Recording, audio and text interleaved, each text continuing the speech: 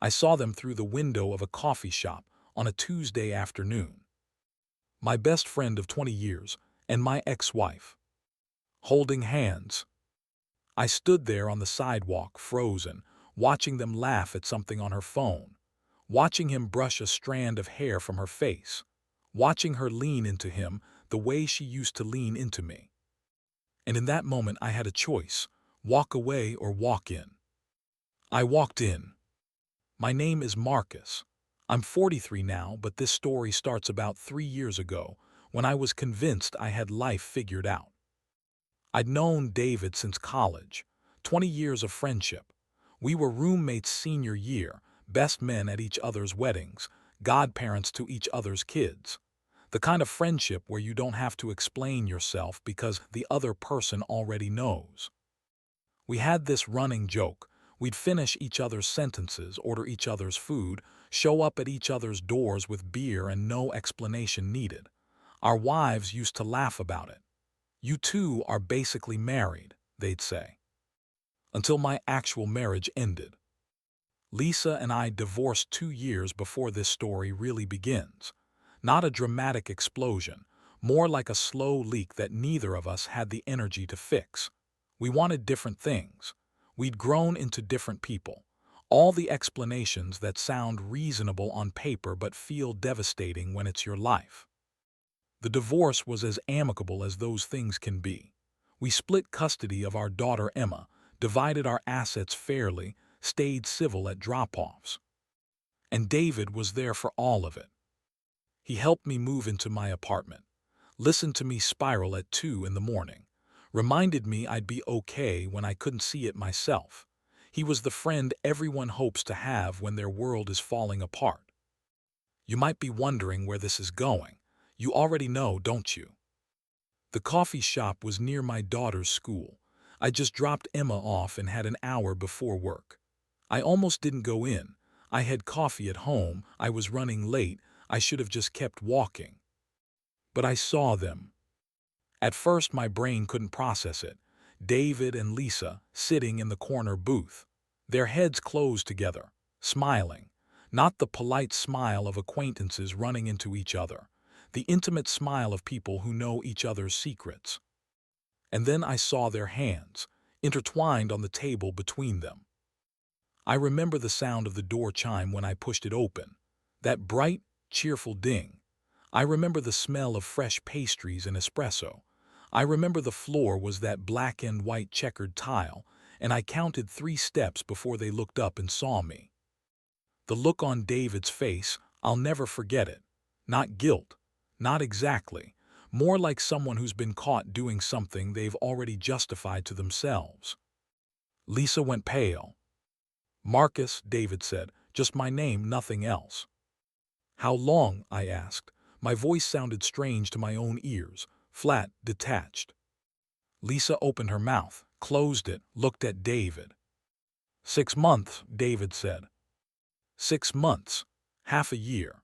While I'd been calling him every weekend, while we'd been watching football and talking about work and making plans to take our kids camping, while I'd been trusting him with the broken pieces of my life. "I need to go," I said. And I left, walked out of that coffee shop into the bright morning sun, got in my car, drove to work, sat through meetings, answered emails, came home. And then I fell apart. The rage came first. Not the clean, righteous anger you see in movies. The messy kind. The kind that wakes you up at 3 in the morning with your heart pounding, replaying every conversation, every moment, looking for the signs you missed. How many times had David asked about Lisa casually? How many times had she mentioned running into him at the grocery store? How many of my daughter's school events had they both attended, standing next to each other, making small talk while I was oblivious?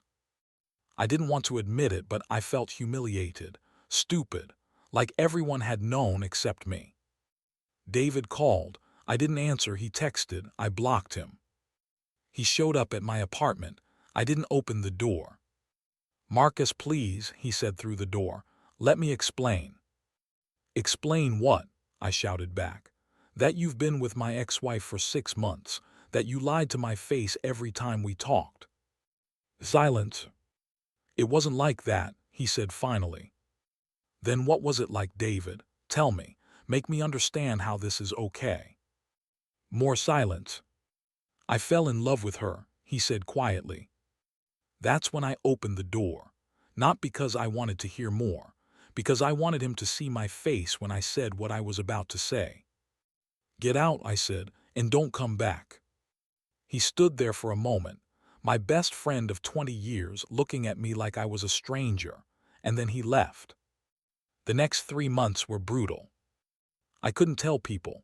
What was I supposed to say? My best friend is dating my ex-wife.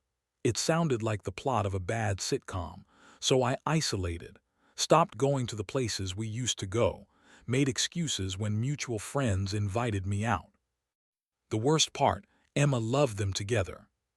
She'd come home from her mother's house talking about how Uncle David took them to the zoo, how he helped her with her homework, how funny he was at dinner. And I'd smile, I'd nod, I'd say, "That's great, sweetie." And then I'd go to my room and punch the wall. Here's what I didn't want to admit. I wasn't just angry about the betrayal.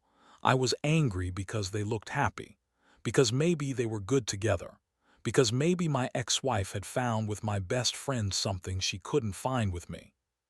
And that hurt worse than anything.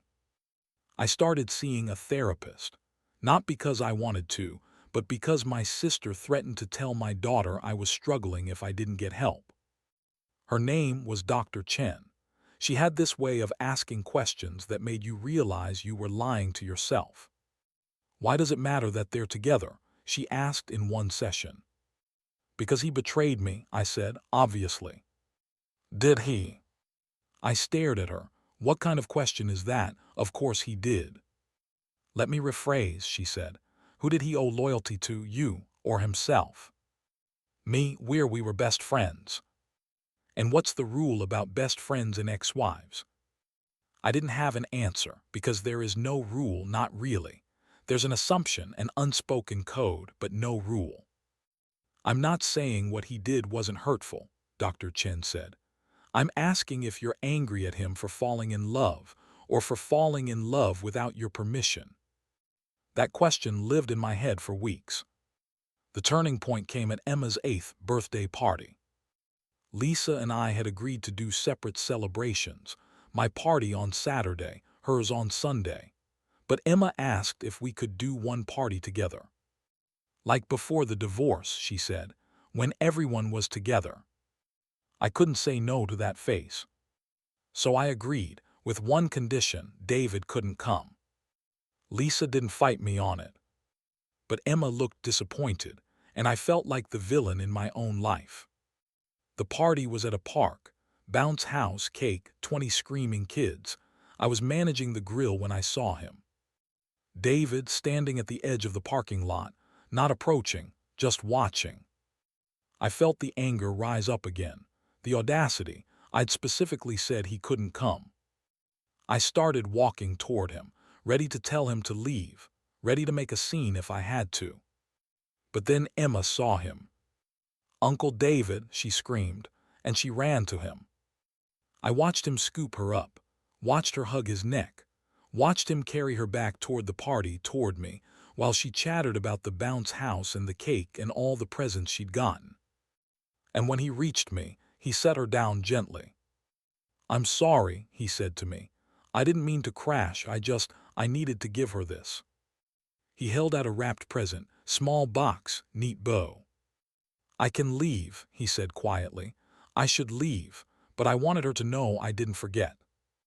Emma was looking between us, understanding dawning on her 8-year-old face that something was wrong, that the adults in her life were broken in some way she couldn't fix. And I realized I had a choice. I could hold on to this rage. I could make David the villain and myself the victim and carry this weight for the rest of my life. Or I could let it go. "Stay," I said. David looked at me like I'd slapped him. "What?" "Stay for the party. Emma wants you here." "Marcus, you don't have to." "I know I don't have to," I said. "But maybe I want to. Maybe I'm tired of being angry. Forgiveness isn't a switch you flip. It's not a single moment where everything becomes okay. It's a series of small decisions. Every day, every hour sometimes, choosing to let go instead of hold on. David and I didn't become best friends again overnight. We started small, polite conversation at Emma's events, eventually a text here and there, then coffee, then actual conversations. We talked about everything. He told me the truth, how it started, why he didn't tell me, how guilty he felt. I told him the truth, how betrayed I felt, how angry, how hurt. And slowly, something unexpected happened. We rebuilt. Not the friendship we had before. Something different. Something more honest, actually. Because the old friendship was based on assumption and unspoken rules. This new one was based on hard conversations and boundaries and actual forgiveness. Here's what I learned. Forgiveness isn't about saying what they did was okay. It's about saying you're not going to let what they did define your life anymore. David and Lisa got married last year. I was there. I even gave a toast. People thought I was crazy. Maybe I am. But I stood up at that wedding and I looked at my best friend and my ex-wife, and I saw two people who genuinely loved each other, who were good together, who made each other happy in ways we couldn't make each other happy. And I meant it when I said I was happy for them. Because here's the thing about betrayal. It reveals something about the people involved, sure, but it also reveals something about you, about who you want to be when you're hurt, about whether you're going to let pain turn you into someone bitter or someone bigger. I didn't want to admit this at the time, but my friendship with David wasn't perfect before. We avoided hard conversations. We assumed things instead of communicating. We took each other for granted. The betrayal destroyed that friendship, but it also created space for a better one. I'm not saying you have to forgive everyone who hurts you. Some betrayals are unforgivable. Some relationships aren't worth rebuilding. But I am saying this. Holding on to anger doesn't hurt the person who betrayed you. It hurts you. Every day I held on to that rage was a day I couldn't be fully present for my daughter, couldn't move forward in my own life, couldn't open myself up to new relationships because I was too busy protecting the wound. Forgiveness wasn't for David, it was for me. Last month, David and I took Emma camping, just the three of us. We sat around the fire, told bad jokes, roasted marshmallows that caught on fire. And at one point, Emma fell asleep between us, and David looked at me across the fire and said, "Thank you." "For what?" I asked. "For giving me a second chance. Not everyone would have." "I didn't do it for you," I said, and I meant it. I did it because I wanted to be the kind of person who could. He nodded. We sat there in comfortable silence, watching the fire burn down to embers.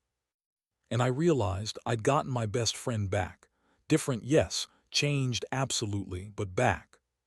So here's what I want you to hear. Betrayal is real. The pain is real. The anger is justified. But forgiveness is possible. Not easy, not simple, not immediate. But possible. And sometimes on the other side of that brutal journey, you find something you didn't expect. Not just peace, but growth. Not just healing, but transformation. Not just the end of pain, but the beginning of wisdom. You might be wondering if you could do the same thing, if you could forgive the person who hurt you most. I don't know, only you can answer that. But I'll tell you what I know now. Forgiveness isn't weakness. It's not letting them off the hook. It's not saying what they did was okay. It's deciding that you're worth more than the weight you've been carrying. And that's a decision only you can make. I made mine, and I'm still here, still standing, still learning what it means to be human. Still choosing forgiveness, one day at a time. If this story made you think about forgiveness in your own life, I'd love to hear your perspective. Drop a comment below, and if you're watching from somewhere new, let me know your city. Thanks for listening.